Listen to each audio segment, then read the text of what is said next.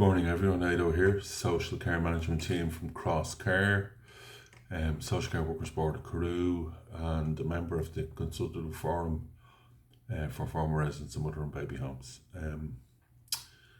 I've had a meeting during the week which really reminded me of something, and I want to share it with you today. I've been very lucky to be appointed as an advisor to a group of researchers in the university in Ireland. I can't disclose that bit at the moment, but it'll be announced. It'll be announced soon. And the piece of research centres around the use of language, and we're doing it.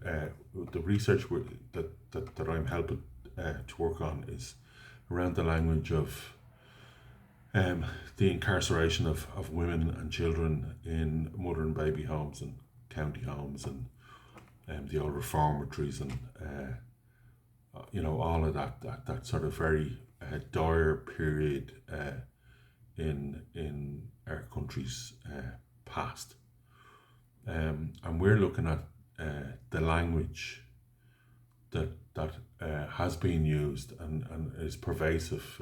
For an example, it's something I shared, I think, on my Facebook page or on the Social Care Workers Facebook page last year. For example, on my documentation, it has illegitimate or legitimate child, and the legitimate child is marked out. So my historical paperwork says that I am illegitimate. Now we know that that's legally no longer in the language, but that's what it says on my paperwork. And then I thought about in the field that I work in the homeless services. And what sort of language do we use in relation to our everyday interactions with the people who use our services? What sort of language do we hear? Do we read in the newspapers, etc., here on the TV, in relation to mental health services and disability services and family support services and domestic violence services?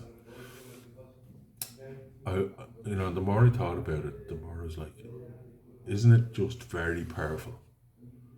That when you hear someone talking about, say, someone who's living with schizophrenia, and if something happens, that you hear things like the psycho and the nut job, or if someone is living with Down syndrome.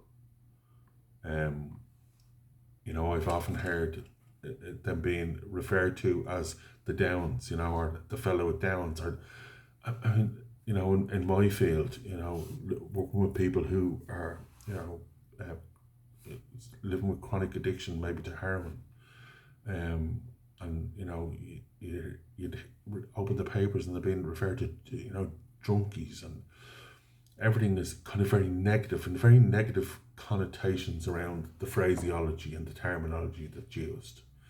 And when we allow that to happen, that allows us to I think what they call it is othering. It allows us to marginalise people. The travelling community, calling them knackers or tinkers or various other disparaging terminologies. Women who are working, who make their living out of the sex trade, and they're sluts and they're less of that.